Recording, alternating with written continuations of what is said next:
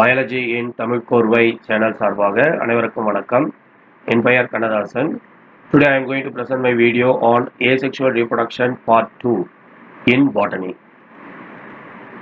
Before we enter into this video, if you like this video, press the like button, share this video to your friends, comment on it, subscribe our channel and press the bell icon to receive more such videos in future.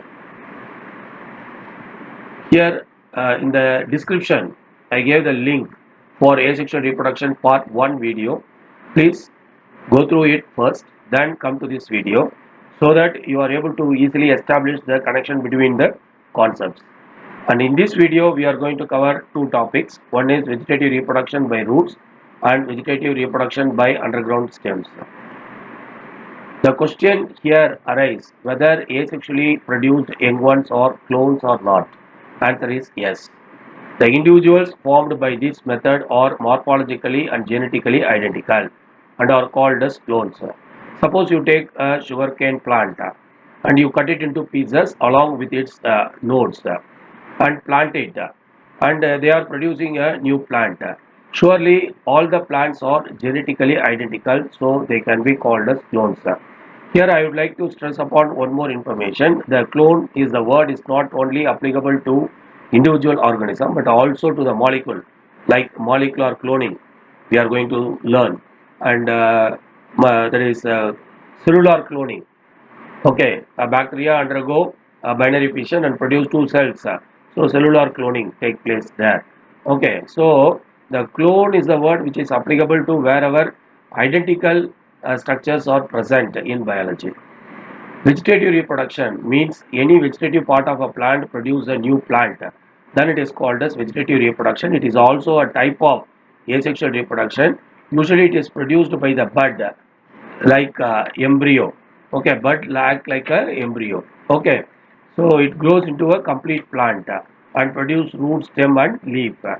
Once it is self-sufficient, it get detached from the parent plant and its lead a own life as a new plant. Some of the organs involved in the vegetative reproduction are also serve as the organs of storage. And perennation.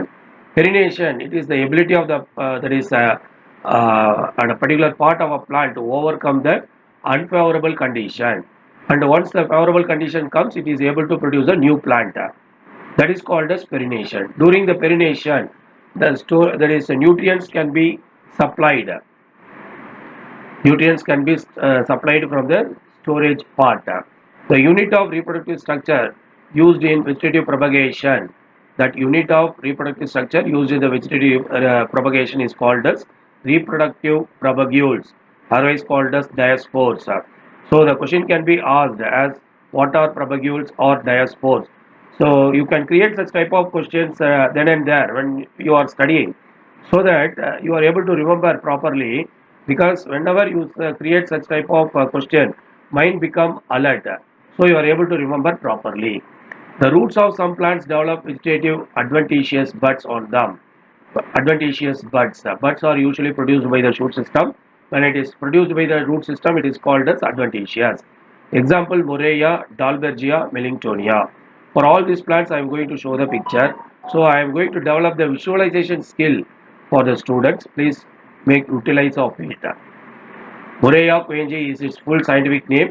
Curry leaf, Karuvepalai. So this is the main tree, and from the roots the young plants are produced and this will become a tree. So this is one of the vegetative reproduction from the root. And Dalbergia, Tamil Nookam, Thodakatti, and English common name Indian rosewood. So these are the small plantlets removed from the parent plant roots. So this can produce a new plant, new trees. Okay, Indian rosewood. Millingtonia hortensis, tree jasmine or Indian cork tree. In Moorigai name it is Mawal. Maramalligai, you see this is a tree and it consists of jasmine like flower, so it is called as Maramalligai. So Millingtonia, Maramalligai, Panir Pushpam also other name. Tuberous adventitious roots. Some tuberous adventitious roots, adventitious here. Roots are usually produced by radicle, but when the roots are produced from part other than radicle, it is called as adventitious roots. Example, here we are going to discuss two examples. One is Ipomia batatas and Dahlia. Right? Root possessing buds become detached from the parent plant and grow into a independent plant under suitable condition. So this is the Ipomia batatas, Sakravalli Karangi in Tamil, sweet potato. This potato, it is actually the root, the adventitious root, not even kept in the soil. It is just start producing, the buds start producing the new plants, you see. And the next example is Dahlia. So I am able to give the flower picture alone, but it is able to reproduce by its root, adventitious roots. Underground stem modification, it includes rhizome, example Musa paradisiaca, Zingiber officinale and Curcuma longa, corm, example Amorphophallus and Colocasia, tuber, example Solanum tuberosum, bulb, example Allium cepa and Lilium, bulbils, example Dioscorea and agave. The axillary buds from the nodes of rhizome and eyes of tuber give rise to a new plant. So all these are all rhizomes of different plants. Curcuma longa, Tamil manjal, turmeric. Okay, this is its rhizome and it consists of numerous axillary bud by which it is able to produce a new plant, and this is its flower, and this is the rhizome of a banana tree, you see, and it is able to, from its axillary bud it can produce you know very well, small plant, rhizome, from the rhizome. Musa paradisiaca is its scientific name, and here this is the rhizome of ginger, inji. Zingiber officially is its scientific name. It consists of axillary bud. From its axillary bud it is able to produce a new plant. Vegetative reproduction from under the underground ground stem, axillary bud of the ground stem, underground stem produce a new plant. Okay, and this is the corm varieties here. The corm Amorphophallus, Karunaikiழங்கு, elephant foot yam, and corm Colocasia, Sainaikiழங்கு, Sembu. In Tamil it is called as Sembu. Full scientific name is Colocasia esculenta. Okay, you can see the axillary bud start producing a daughter corm. This daughter corm can be removed, and once you there is from which a new plant can be produced. And this is the potato. From the eye of the potato, new plant started arising, and this is the eye of the potato. I gave the picture here. This is actually the node, and this is the axillary bud. In the fresh young potato, you can see the scale leaves also here, papery scale leaves. Okay, so from this new plant is able to come out, and this is the tuber, and its scientific name is Solanum tuberosum. Okay, sorry. And here you can see the bulb. There are two types of bulb. One is tunicated bulb and another one is naked bulb. Example for tunicated, Allium cepa, onion. Okay, and here this is the actual roots, actual stem, students.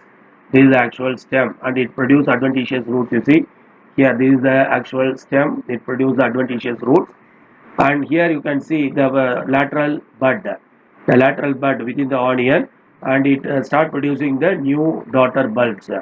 And what are all this, what we are eating is nothing but the fleshy scale leaves. Why it is called as tunicated?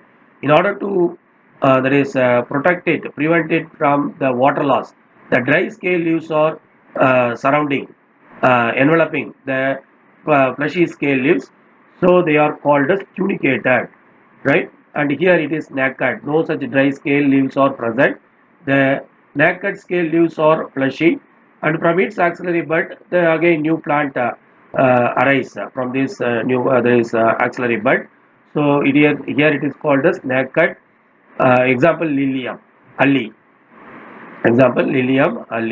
okay. So that's all about there is vegetative reproduction by root and underground stem. In future we will be seeing the other type of vegetative reproduction by stem and leaf also. This is the end of this video, student. Thank you very much for your listening. Thank you.